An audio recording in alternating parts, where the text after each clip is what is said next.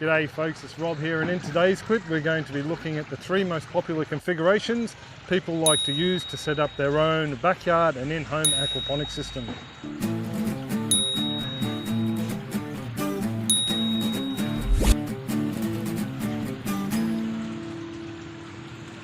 Just before we hook into the clip, I thought I'd let you folks new to the channel know that we have a couple of playlists chock full of helpful aquaponic clips. If you wanted to suss them out, there will be links.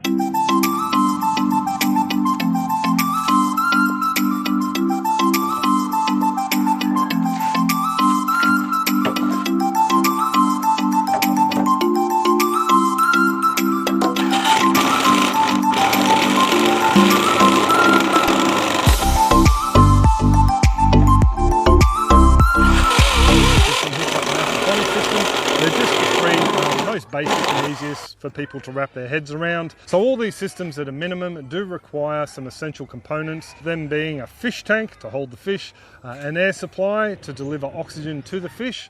We also need some form of solids removal system, biofiltration to process the fish waste, a grow bed to grow the plants. We're also going to need a water pump, and also in some cases a sump tank as well. Now I've recently published a clip that looks at the basic components you will need for building a backyard aquaponics system, so I suggest that you suss that one out if you're not familiar with any of these components. There is a link down in the description, and there'll also be one at the end of the clip. So the first little system we'll have a look at is known by most as the basic aquaponics system.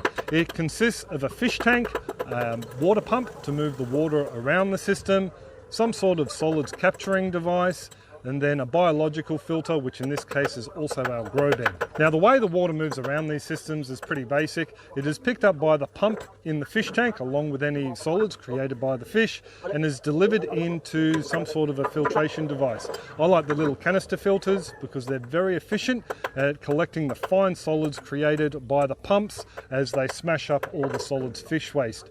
From the little canister filter you get very clean water discharging into the grow beds. Now in this little system here I've included a bell siphon.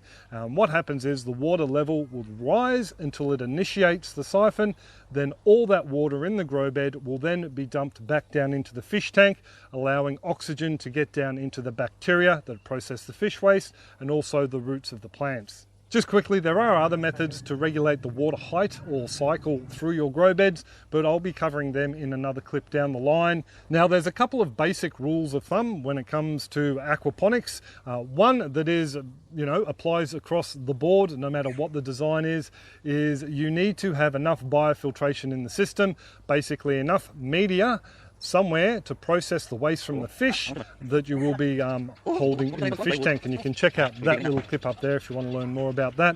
One that pertains in particular to these little small basic aquaponic systems is the sizing of the tank versus grow bed. A good rule of thumb to follow is the fish tank should be twice the size or twice the volume of the media bed that it will be servicing. So when the water exits the fish tank, fills up the grow bed, there will be enough water left in the fish tank to not only cover the pump but not to stress out the fish. Now these little basic systems can be made out of all manner of bits and pieces. Fish tanks with little flower pots on top.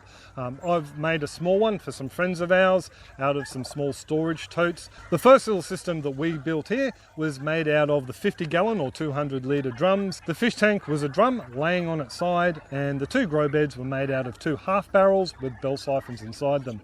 The water was pumped up the back of the grow beds, emptied into them, and then was discharged via bell siphons down into the fish tank below.